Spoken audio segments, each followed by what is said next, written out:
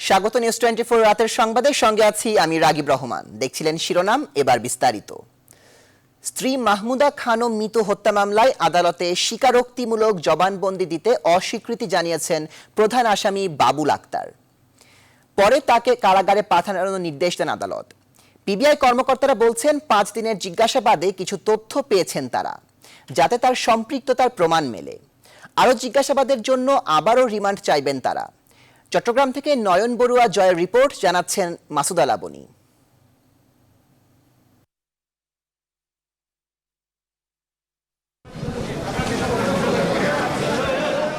স্ত্রী মাহমুদা খানম মৃত্যু হত্যার অভিযোগে করা মামলায় বাবুল আক্তারকে জিজ্ঞাসাবাদের জন্য 12 মে 5 দিনের রিমান্ডে নেয় পিবিআই। পিবিআইয়ের কর্মকর্তারা বলছেন, প্রথম 3 দিনের জিজ্ঞাসাবাদে একরকম নিরুত্তর ছিলেন বাবুল আক্তার। পরে কিছু কথা বলেছেন। সন্তানদের ভবিষ্যৎ নিয়ে বিচলিত বোধ করেছেন তিনি। কথা বলার সময় 2-1 বার কেঁদেছেনও। তবে মাহমুদা হত্যার কারণ সম্পর্কিত প্রশ্ন এড়িয়ে গেছেন বাদী থেকে প্রধান আসামি হয়ে যাওয়া সাবেক এই পুলিশ কর্মকর্তা।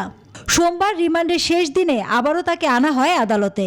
সোমবার দুপুরে চট্টগ্রাম মেট্রোপলিটন ম্যাজিস্ট্রেট সারোয়ার জাহানের খাস কামরায় তাকে হাজির করে পিবিআই। তবে স্বীকারোক্তিমূলক জবানবন্দি দিতে অস্বীকৃতি জানান তিনি। পরে আদালত সাবেক পুলিশ সুপার বাবুল আক্তারকে কারাগারে পাঠানোর নির্দেশ দেন। 164 ধারা জবানবন্দি কেন দেন আমি কিভাবে বলবো? এটা ঘটনা হলো ওনাকে দেওয়ার জন্য দেওয়া হয়েছিল, উনি ডিক্লাইন করেছে, ওনাকে আদালত জেল হাজতে প্রেরণ করেছে। আমরা কোনো রিমান্ডের আবেদন করিনি। উনি কি 164 দিয়েছেন নাকি দেন নাই, এই বিষয়টি এখনো ক্লিয়ার নয়। আপনাদের কাছেও নিশ্চয়ই আপনারাও ক্লিয়ার নয়। আমরা বিষয়টা দেখব। যদি উনি দিয়ে থাকেন তাহলে আমরা কোন প্রসেসে যাব সেটাও দেখব। যদি দিয়ে না থাকেন তাহলে কিভাবে আমরা প্রসিড করব সেই বিষয়টিও দেখব। পিবিআই বলছে, জিজ্ঞাসাবাদে বাবুল আক্তার কিছু তথ্য দিয়েছেন। তাদের দাবি, হত্যাকাণ্ডে বাবুলের সম্পৃক্ততার প্রমাণও পেয়েছেন। আমরা যেটুকু জানতে পেরেছি, এটা হয়তো ওয়ান অফ দ্য পার্ট, সেটা হলো যে ওনার সাথে মৃত্যুর ভাবির অনেক দূরত্ব হয়ে গিয়েছিল, পারিবারিক কলহ অনেক বেশি হয়ে গিয়েছিল। সেটাই মূল কারণ হিসেবে আমরা ধরে নিচ্ছি। টাকা পয়সার ব্যাপারটা তো কিছুটা এসেছেই। তারপরে কিলিং মিশনে কারা ছিল, উনি কাদেরকে দায়িত্বটা দিয়েছিলেন, কিভাবে করেছেন, কিছুটা বলেছে, কিন্তু আমরা এই মুহূর্তে তথ্যগুলো ডিসক্লোজ করতে পারছি না। আরও জিজ্ঞাসাবাদের জন্য আবারও রিমান্ড চাইবে পিবিআই। আমরা যে তথ্যগুলো আমাদের কাছে আছে, আমরা সেই তথ্যগুলো একটু যাচাই করি, প্রয়োজন হলে অবশ্যই নিয়ে আসবো তাকে রিমান্ডে।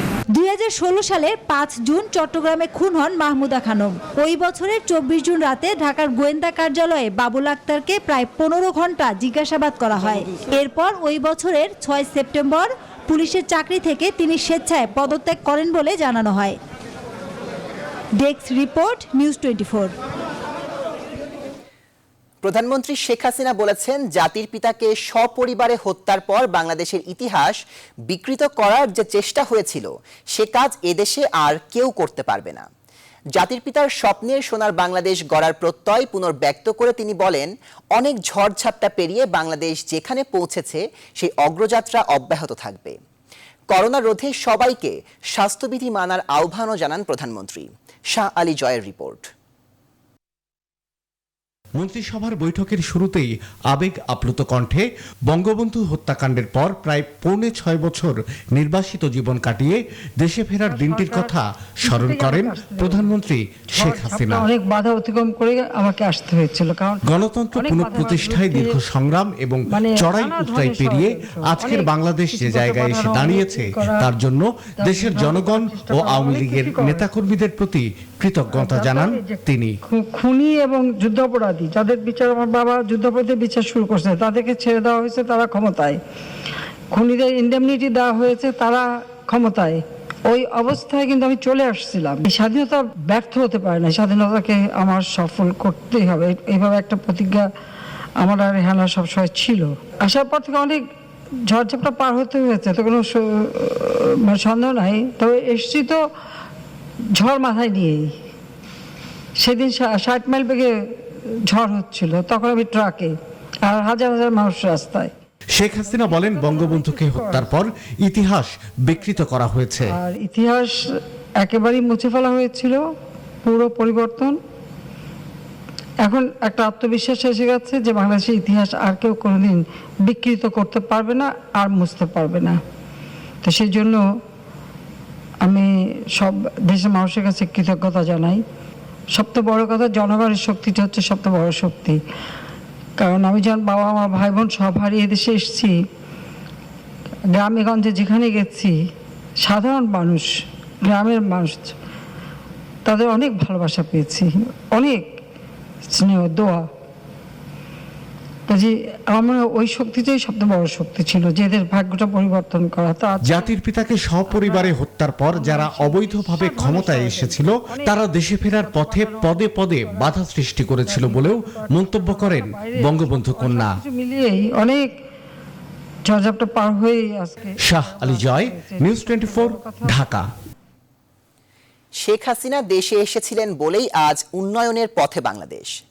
প্রধানমন্ত্রী ও আওয়ামী লীগ সভাপতি শেখ হাসিনার স্বদেশ প্রত্যাবর্তন দিবস উপলক্ষে আলোচনা সভায় এসব কথা বলেন দলের নেতারা। তারা বলেন, আইনগত কারণে খালেদা জিয়া বিদেশে যেতে পারেননি, এখানে কোনো ধরনের প্রতিহিংসামূলক আচরণ করা হয়নি। তৌফিক মাহমুদ মুন্নার রিপোর্ট। ৭৫-এর মর্মান্তিক ঘটনায় দীর্ঘ নির্বাসন শেষে ১৯৮১ সালের এই দিনে স্বদেশে ফেরেন প্রধানমন্ত্রী ও আওয়ামী লীগ সভাপতি শেখ হাসিনা। সেই দিবস উপলক্ষে সোমবার আওয়ামী লীগের কেন্দ্রীয় কার্যালয়ে আলোচনা সভার আয়োজন করে ঢাকা মহানগর উত্তর আওয়ামী লীগ। সবাই নিজ বাসভবন থেকে অনলাইনে যুক্ত হন আওয়ামী লীগের সাধারণ সম্পাদক ওবায়দুল কাদের। আলোচনা সভায় আওয়ামী লীগ সভাপতির দেশে ফিরে আসার সেই দিনের স্মৃতিচারণ করেন দলের নেতারা। দিনের পর দিন, রাতের পর রাত আমরা পালিয়ে ঘুরিয়ে বেড়েছি এবং সেই সময় আমাদের প্রত্যেকটি স্লোগান ছিল, জালো জালো আগুন জালো আগুন জালো। শেখ মুজিবের রক্ত থেকে লক্ষ মুজিব জন্ম নিবে, মুজিব হত্যার পরিণাম বাংলা হবে ভিয়েতনাম। আমরা এই সমস্ত স্লোগান দিতাম। বিমানবন্দরে 1981 সালের 17 মে যখন নামলেন, আমরা গিয়েছিলাম সেই সময় বিমানমন্ত্রী জননেত্রী শেখ হাসিনাকে বরণ করে নেওয়ার জন্য। লক্ষ লক্ষ মানুষ সেই সময় গিয়েছিলেন। এই 40 বছর নেতৃত্বকালে সর্বমোট 23 বছর তিনি গণতন্ত্র ও মানুষের অধিকার আদায়ের লক্ষ্যে রাজপথে প্রত্যক্ষ সংগ্রাম করেছেন। ওবায়দুল কাদের বলেন, বিএনপি কেবল প্রতিহিংসা রাজনীতি করেই চলেছে। এই মানবিকতার প্রশংসা আপনারা করেননি। আজকে বিদেশ যেতে পারছে না আইনগত বাধার কারণে, সেটাকে আপনারা প্রতিহিংসা বলে আজকে অপপ্রচার চালাচ্ছেন। এদিন জাতীয় প্রেস ক্লাবে প্রধানমন্ত্রীর স্বদেশ প্রত্যাবর্তন উপলক্ষে আলোচনা সভার আয়োজন করে স্বেচ্ছাসেবক লীগ। আগামী প্রজন্ম তারা কোন বাংলাদেশে বসবাস করবে? তারা কি মামুনুল হকদের হেফাজতের বাংলাদেশে থাকবে, না মুক্তিযুদ্ধের চেতনায় জাতির পিতার যে স্বপ্নের বাংলাদেশ, সেই বাংলাদেশে বসবাস করবে? এ দিবস উপলক্ষে আওয়ামী লীগের অঙ্গ ও সহযোগী সংগঠন নানা কর্মসূচি পালন করে। তৌফিক মাহমুদ মুন্না, নিউজ 24, ঢাকা। মন্ত্রিপরিষদ বৈঠকে বিশেষ নিরাপত্তা বাহিনী SSF আইনের খসড়ার নীতিগত অনুমোদন দেওয়া হয়েছে। এই আইনের কারণে বিশেষ বাহিনী নিরাপত্তা পাবেন জাতির পিতা শেখ মুজিবুর রহমানের পরিবারের সদস্যরা। ক্ষমতায় না থাকলেও শেখ হাসিনা সহ বঙ্গবন্ধুর পরিবারের অন্য সদস্যরা এই নিরাপত্তার সুবিধা পাবেন। সোমবার মন্ত্রিপরিষদ বৈঠকে শেষে সচিবালয়ে অনুষ্ঠিত প্রেস ব্রিফিংয়ে মন্ত্রিপরিষদ সচিব আনোয়ারুল ইসলাম এসব তথ্য জানান। এছাড়া দুর্নীতির সঙ্গে জড়িত ব্যাংক কর্মকর্তাদের বিরুদ্ধে প্রচলিত আইনি ব্যবস্থায় সাজার পাশাপাশি বড় অঙ্কের প্রাতিষ্ঠানিক জরিমানার বিধান রেখে আইন করতে যাচ্ছে সরকার। করোনা ভাইরাস সংক্রমণ মুক্ত হলেও পুরনো রোগ আর্থারাইটিস, ডায়াবেটিকের পাশাপাশি হৃদযন্ত্র ও কিডনি জটিলতায় ভুগছেন বিএনপি চেয়ারপারসন খালেদা জিয়া। খালেদা জিয়াকে হাসপাতালে সিসিইউতে রেখেই কোভিড-19 পরবর্তী জটিলতার চিকিৎসা দেওয়া হচ্ছে বলে জানিয়েছেন বিএনপি নেতা ও তার ব্যক্তিগত চিকিৎসক AZM জাহিদ হোসেন। ঢাকার এভার কেয়ার হাসপাতালে ভর্তির পর গেল 14 দিন ধরে সিসিইউতে রয়েছেন বিএনপি চেয়ারপারসন। তবে পরিপূর্ণ সুস্থ হতে দীর্ঘমেয়াদী চিকিৎসা নিতে হবে। পরিবার তাকে বিদেশে নিতে চাইলেও দণ্ডিত হওয়ায় সরকারের অনুমতি পায়নি। করোনা টিকার দ্বিতীয় ডোজের সংকট নিয়ে চিন্তিত সরকার। দ্রুত টিকা পেতে এজন্য বিভিন্ন দেশের সঙ্গে যোগাযোগ অব্যাহত রাখা হয়েছে। সোমবার স্বাস্থ্য মন্ত্রণালয়ের সভাকক্ষে এক ব্রিফিংয়ে কথা জানান স্বাস্থ্যমন্ত্রী জাহিদ মালেক। এ সময় আরও কিছুদিন দূরপাল্লার বাস এবং ভারতের পরিস্থিতি স্বাভাবিক না হওয়া পর্যন্ত সীমান্ত বন্ধ রাখার আহ্বান জানান তিনি। বিস্তারিত হাবিবুল ইসলাম হাবিবের রিপোর্টে। গেল 12 মে চীনের উপহারের 5 লাখ টিকা বাংলাদেশে পৌঁছায়। যে টিকা সবার আগে পাবেন মেডিকেল সংশ্লিষ্টরা, চীনে বাংলাদেশি শিক্ষার্থী এবং বিভিন্ন উন্নয়ন প্রকল্পে কর্মরত চীনা নাগরিকরা। সোমবার সচিবালয়ে ব্রিফিংয়ে মন্ত্রী জানান, চীন থেকে পাওয়া ভ্যাকসিনের প্রথম ডোজ দেওয়ার প্রক্রিয়া শুরু হবে 25 মে। এছাড়া ভ্যাকসিন আমদানিতে রাশিয়া, চীন, যুক্তরাজ্য সহ বিভিন্ন দেশের সঙ্গে আলোচনা চলছে। 25 বা 26 তারিখ থেকে ওনারা চীনের যে টিকাটা আসবে সেটা দেওয়ার কার্যক্রম শুরু করতে পারবে এবং সেই প্ল্যান ওনারা মোটামুটি একটা চকআউট করেছে। সকল দেশের সাথে ভ্যাকসিন পাওয়ার জন্য আমরা কথা বলছি এবং অনেক জায়গায় অগ্রগতি লাভও হয়েছে। তা আমরা যখন এটা ফাইনাল কিছু হবে আপনারা অবশ্যই জানতে পারবেন।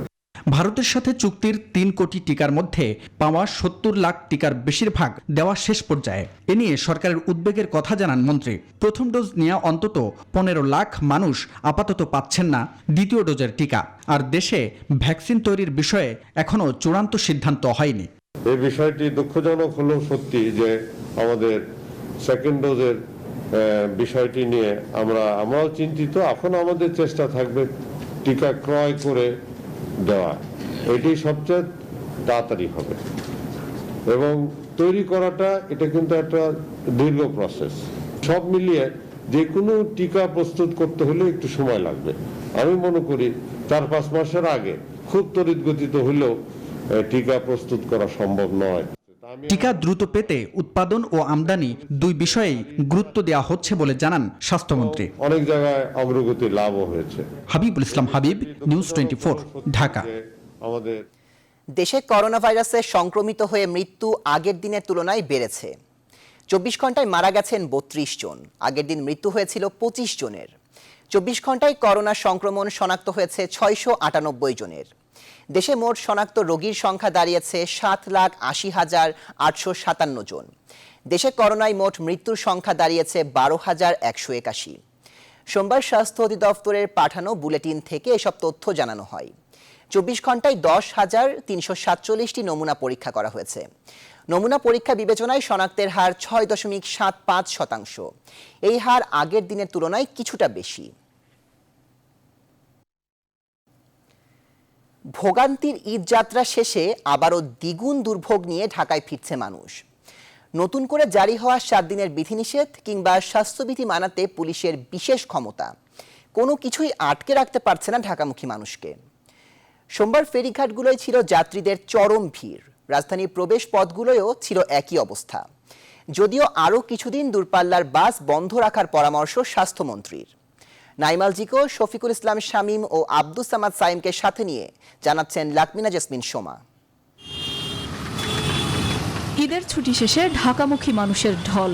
এই চিত্র শিমুলিয়া ফেরিঘাটের। এভাবে ঢাকাও ছাড়ে মানুষ। এবার কর্মস্থলে ফেরার পালা, ফের দুঃসহ যাত্রা। এই ঘাটে সকালে অতিরিক্ত যাত্রীর চাপে কয়েকটি ফেরিতে কোনো যানবাহন পার করা যায়নি। ফলে ফেরি থেকে নেমে রাজধানীতে ফেরার গাড়ি না পেয়ে সংকটে পড়েন হাজার হাজার মানুষ। সময় বেশি লাগছে, ভাড়াও বেশি লাগে, ভেঙে ভেঙে আসতে অনেক কষ্ট হয়। শরীয়তপুর থেকে এই ঘাট পর্যন্ত আসছি, যেখানে ভাড়া 100 টাকা সেখানে আমি 200 টাকা দিয়ে আসছি। ভিড় আছে শিমুলিয়া বাংলা বাজার ঘাটে। সেখানে বেড়েছে দক্ষিণ ও দক্ষিণ পশ্চিমাঞ্চলের যাত্রীদের চাপ। তবে এই রুটে 17টি ফেরি চলাচলের কারণে যাত্রীদের চাপ আগের তুলনায় কিছুটা কম। আজকের পর থেকে তো পুলিশের হাতে লকডাউনের কঠোর অবস্থানে যাচ্ছে পুলিশ, আর পুলিশের হাতে ক্ষমতা দেওয়া হচ্ছে, যার জন্য আমরা আমাদের হাতে ছুটি 2 একদিন ব্যালেন্স থাকতে আমরা আজকে চলে যাচ্ছি। সোমবার রাজধানীর দৌলতদিয়া ঘাটেও ভিড় দেখা গেছে। তবে ঈদের আগের সেই ভিড়ের তুলনায় কিছুটা কম।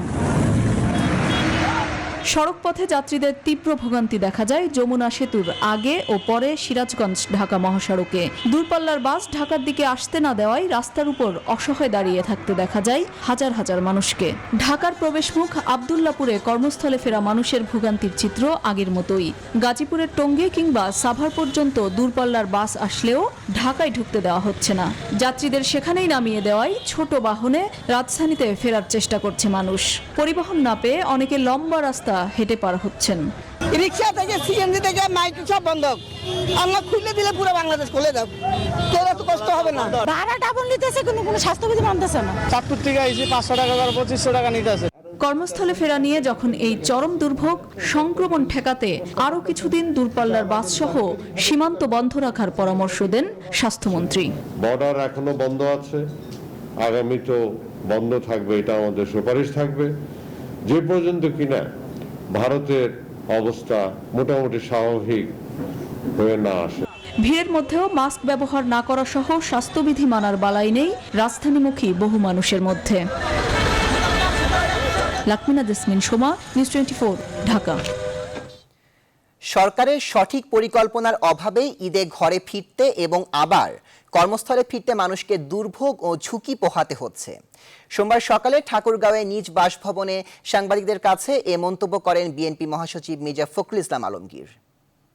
সরকার কখনোই এই করোনা নিয়ন্ত্রণ করা যায় এই ধরনের কোনো ব্যবস্থা তারা গ্রহণ করতে পারেনি। মানুষ খেতে পায় না, অথচ তাকে আপনারা বলতেছেন যে আপনি ঘরের মধ্যে বসে থাকুন। বসে থাকবে তো, যে টাকা দাও। পৃথিবীর সব দেশে এই দিন আনে দিন খায় মানুষদের, অথবা যারা ছোট চাকরি করে তাদেরকে তারা সরকারি তরফ থেকে তাদেরকে অনুদান পাঠানো হয়েছে। নারায়ণগঞ্জের সিদ্ধিরগঞ্জের এক মামলায় কারাগারে থাকা হেফাজতে ইসলামের সাবেক কমিটির কেন্দ্রীয় যুগ্ম মহাসচিব মামুনুল হকের আরও 3 দিনের রিমান্ড মঞ্জুর করেছেন আদালত। সোমবার বিকেলে পিবিআইয়ের পক্ষ থেকে Narayanganj chief judicial magistrate Farhana ফেরদৌসের আদালতে রিমান্ডের আবেদন করা হয়। পরে শুনানি শেষে আদালত 3 দিনের রিমান্ড মঞ্জুর করেন। চট্টগ্রাম নগরীর ডবল মুরিং থানায় দায়ের করা অর্থ আত্মসাৎ ও প্রতারণার মামলায় রিজেন্ট চেয়ারম্যান মোহাম্মদ শাহেদ করিমকে 3 দিনের রিমান্ডে পাঠিয়েছেন আদালত। সোমবার দুপুরে চট্টগ্রাম মেট্রোপলিটন ম্যাজিস্ট্রেট 6ষ্ঠ আদালতের বিচারক মেহনাজ রহমান এ আদেশ দেন। শুনানির সময় শাহেদ আদালতে উপস্থিত ছিলেন না। অন্য এক মামলায় বর্তমানে শাহেদ ঢাকা কেন্দ্রীয় কারাগারে রয়েছেন। এবার গাজা প্রসঙ্গ। ইসরায়েলি বোমা হামলায় ধ্বংসস্তূপে পরিণত হয়েছে গাজা। ক্রমেই ভারী হচ্ছে মৃত্যুর মিছিল। ইসরায়েলি বাহিনীর টানা হামলায় মৃতের সংখ্যা বেড়ে দাঁড়িয়েছে 196 জনে। নিহতদের বড় অংশই শিশু ও নারী। এদিকে ইসরায়েল নীতি নিয়ে নিজ দলেই তোপের মুখে পড়েছে বাইডেন। এমনকি তার আমন্ত্রণে সাড়া দেননি মুসলিম নেতারা। সংঘাতের জন্য যুক্তরাষ্ট্রের দিকে আঙুল তুলেছে চীন। চন্দ্রানী চন্দ্রার ডেস্ক রিপোর্ট। বোমা হামলার এসব ধ্বংসস্তূপ থেকে এখনো শুধু ভেসে আসছে মানুষের চিৎকার। উদ্ধার করা হচ্ছে নিথর দেহগুলি। চলমান সংঘাতে মৃত্যু হয়েছে অর্ধশতাধিক শিশু। ধ্বংসস্তূপের নিচে চাপা পড়া পরিবারগুলোতে চলছে শোকের মাতম। ধ্বংসস্তূপের নিচে থাকা মানুষের সংখ্যা এখনো অজানা। আমরা পরিবার ও প্রতিবেশীদের কাছ থেকে শুনেছি এটি একটি বিশাল ধ্বংসস্তূপ। আমরা এর থেকে উদ্ধারের কাজ করছি।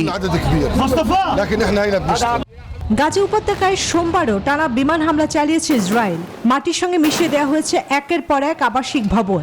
ইসরায়েলের সাম্প্রতিক আগ্রাসন শুরুর পর গতকাল রোববার গাজায় সবচেয়ে বেশি প্রাণঘাতী দিন বলে জানিয়েছে ফিলিস্তিনি কর্মকর্তারা।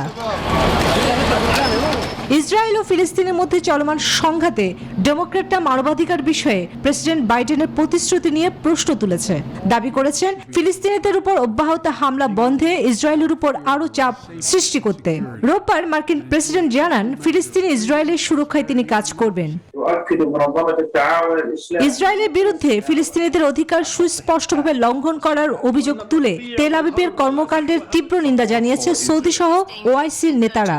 এমনকি গাজা সংঘাতের জন্য যুক্তরাষ্ট্রের দিকেও আঙ্গুল তুলেছে চীন। এদিকে ফিলিস্তিনি ইসরায়েলের হামলায় বিশ্বব্যাপী বইছে প্রতিবাদের ঝড়। চন্দ্রানী চন্দ্রা, নিউজ 24। ফিলিস্তিনের গাজায় ইসরায়েলের হামলার বিপক্ষে বিক্ষোভ সমাবেশ ও প্রতিবাদ মিছিল করেছেন মাইজ ভান্ডারীর পীর এবং বাংলাদেশ ওয়ার্কার্স পার্টির নেতাকর্মীরা। সোমবার জাতীয় প্রেস ক্লাবের সামনে আলাদা অনুষ্ঠানের আয়োজন করে বক্তারা ইসরায়েল হামলার তীব্র প্রতিবাদ জানান। গাজায় ফিলিস্তিনের জনগণের উপর হামলার প্রতিবাদ জানান বিক্ষোভকারীরা। ইসরায়েলের দখলদার নীতি অব্যাহত থাকলেও এই বিষয়ে বিশ্ব সম্প্রদায় উচ্চবাচ্য করছে না, এর নিন্দাও জানান তারা। এবার ফার্স্ট সিকিউরিটি ইসলামী ব্যাংক অর্থ বাণিজ্যের সংবাদ।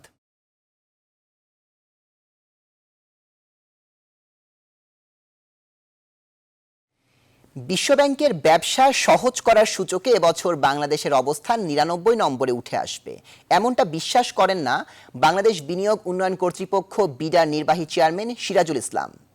সোমবার ব্যবসা সহজ করার সূচক নিয়ে এক ওয়েবিনারে এসব কথা বলেন তিনি। বলেন, ব্যবসা পরিস্থিতির উন্নতির কথা যতক্ষণ ব্যবসায়ীরা না বলবেন ততক্ষণ বিশ্বব্যাংক পয়েন্ট দেবে না।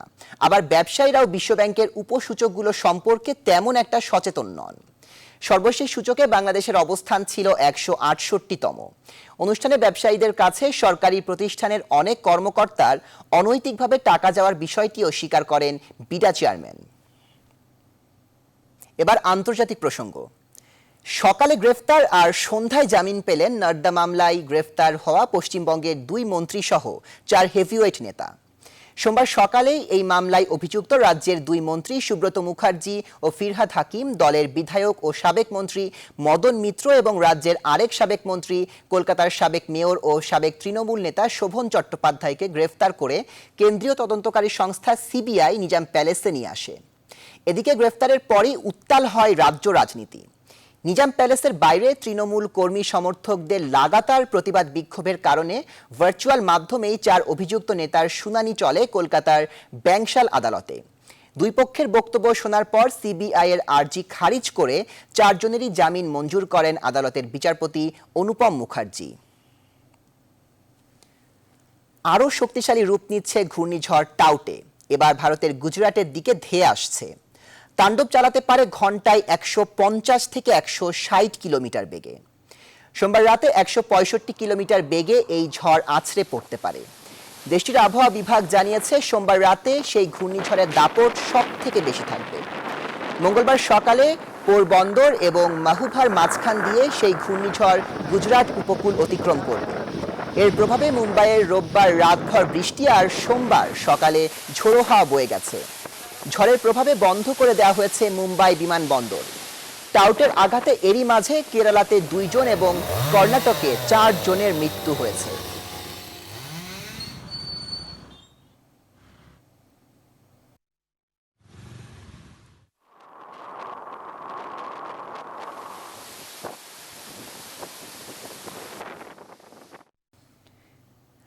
আবারও জাতীয় সংবাদ। প্রথম আলোর সিনিয়র রিপোর্টার রোজিনা ইসলামের বিরুদ্ধে অফিসিয়াল সিক্রেটস অ্যাক্টে মামলা করেছে স্বাস্থ্য মন্ত্রণালয়ের স্বাস্থ্যসেবা বিভাগের উপসচিব শিব্বির আহমেদ ওসমানী।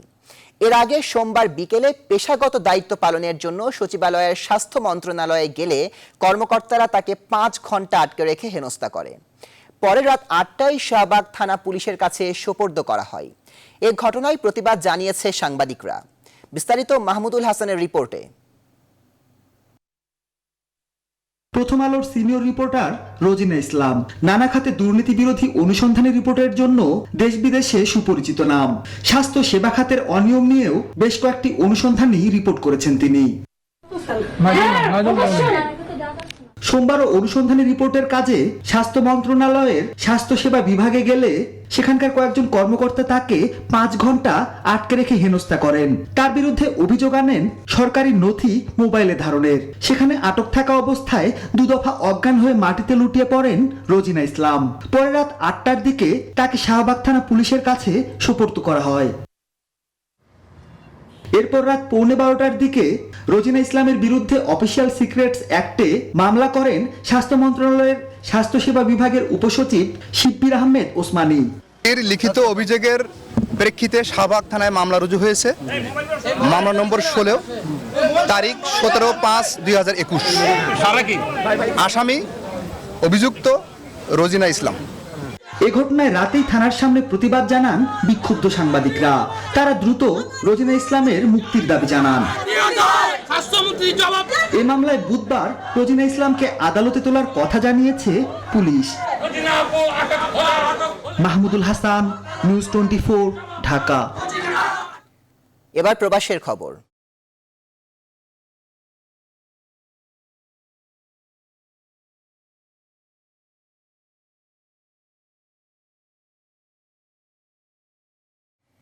জার্মানিতে German Bangla press club virtual Eid আয়োজন করা হয়েছে রোববার।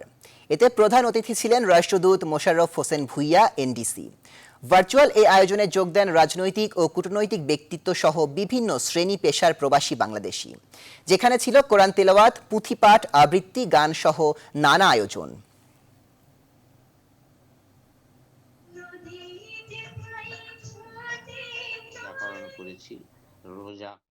এবার নিউজ 24 স্পোর্টস। কাতারে বিশ্বকাপ বাছাই পর্বের বাকি 3 ম্যাচকে সামনে রেখে ঈদের ছুটির পর অনুশীলন শুরু করেছে জাতীয় ফুটবল দল। প্রথম দিনের অনুশীলনে ফুটবলারদের ফিটনেসের অবস্থা পরখ করে দেখেছেন coach Jamie day.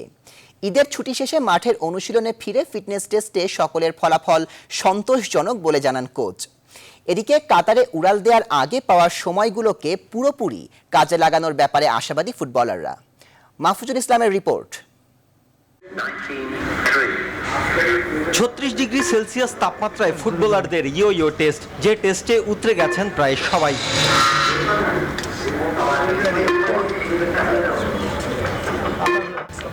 Bharat, Oman ও আফগানিস্তানের বিপক্ষে গুরুত্বপূর্ণ 3 ম্যাচের আগে ঘরের মাঠে প্রস্তুতির শুরুটা এভাবেই করলেন কোচ জেমি ডে। 22 মে কাতারে উড়াল দেওয়ার পরিকল্পনা বাংলাদেশ দলের। তার আগে বঙ্গবন্ধু স্টেডিয়ামে সেশনগুলোতে হবে ট্যাকটিক্যাল অনুশীলন। ফিটনেসের অবস্থা ভালো। ঈদের ছুটির পর ফুটবলারদের কাছ থেকে এমনটাই প্রত্যাশা করেছিলাম আমি। কাতারের কন্ডিশন আমাদের জন্য বড় সমস্যা হবে না। আমাদের প্রস্তুতিতে সেই বিষয়টি মাথায় রাখছি। প্রথম দিনের অনুশীলনে যোগ দিয়েছেন স্কোয়াডের সব ফুটবলার। এই স্কোয়াডের বেশিরভাগ ফুটবলারেরই আছে কাতারের কন্ডিশনে খেলার অভিজ্ঞতা। সেগুলো প্রস্তুতিতে যোগ করবে বাড়তি মাত্রা। আমি মনে করি এই গরমে এই ওয়েদারে আমাদের প্র্যাকটিস করানো আমাদের জন্য অনেক উপকার হয়েছে, কারণ কাতারে চেয়ে বেশি গরম হয়, কারণ বাতাসটা অনেক গরম থাকে সেখানে। এই জন্য আমি মনে করি এই টাইমে সবচেয়ে বেটার প্র্যাকটিসের জন্য। কাতারে যে হট ওয়েদারে প্র্যাকটিস করব, এখান থেকে করে গেলে ওখানে আমাদের জন্য এটা একটা সহজ হবে আর কি। 3, 7 ও 15 জুন বিশ্বকাপ বাছাই পর্বে বাংলাদেশের প্রতিপক্ষ আফগানিস্তান, ভারত ও ওমান। 22 মে কাতারে উড়াল দেওয়ার কথা জামাল ভুঁইয়াদের। মাহফুজুল ইসলাম, নিউজ 24, ঢাকা। এখন এ পর্যন্ত। আরো খবর ও বিশ্লেষণ জানতে ভিজিট করুন www.news24bd.tv। ধন্যবাদ সবাইকে।